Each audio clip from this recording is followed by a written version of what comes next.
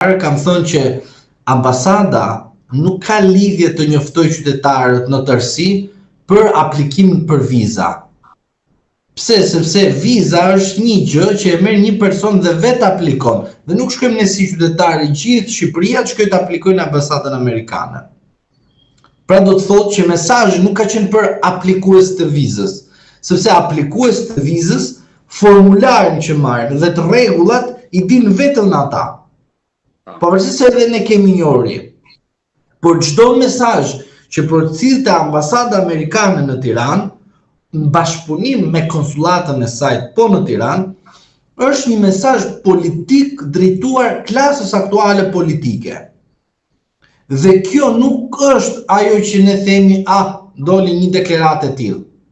Jo, doli një deklaratë e tillë e cila u donte të u merrte nga themelet, që do thotë ta studionim dhe të nxirrshim mesazhe.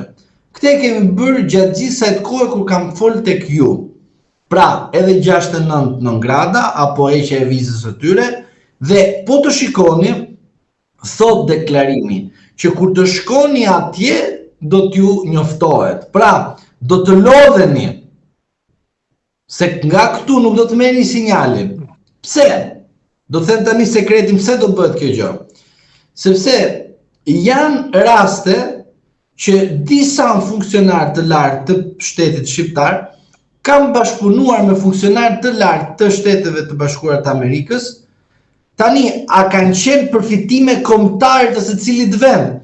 A kanë qenë përfitime individuale duke cernuar për të dy vendet interesat kombëtare?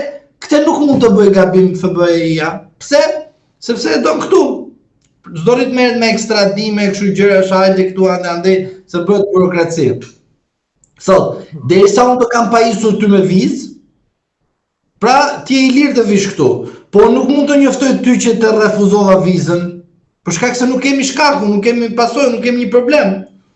Pra do të thotë që ti do më vish mua këtu, dhe sapo unë të di që ti ke ardhur, polici sapo të kaloj pasaportën tënde të thotë zotëri, ju jeni për ne këtu, po duhet të shoqëroheni tek një komisariat më i afërt.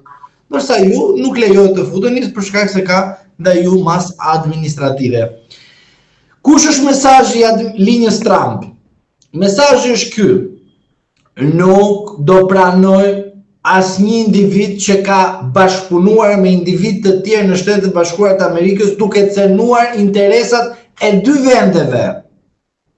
Sepse Trumpi është tepër amerikan, në krahasim me të tjerët që bëjnë biznes me flamurin amerikan, me historinë amerikane, me traditat e amerikanit dhe me strategjinë ndërkombëtare që ka amerikane. Te 69 veta janë përfshirë në mënyrë sekrete edhe prokuror të Republikës së Shqipërisë dhe gjyqtar të Republikës së Shqipërisë. Dhe urdhëro tani kush është sekreti? Sekreti është ky. Të gjithë do mendojnë për spakun.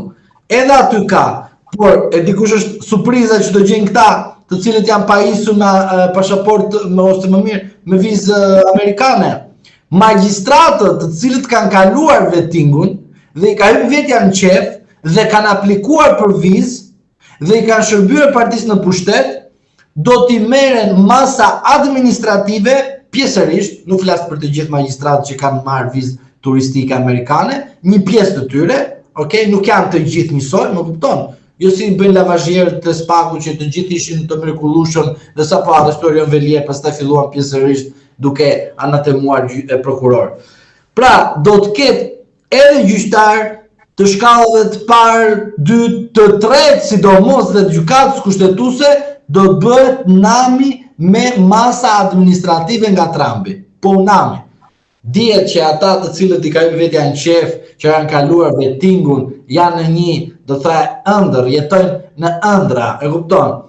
Dihet që ata shfrytëzojnë situatën, por duhet keni parasysh që ashtu siç nuk e kishin menduar në ple patni që do shkarkonin, jo se kjo erë si një vjeshmëri së drejtës, po nevojës politike,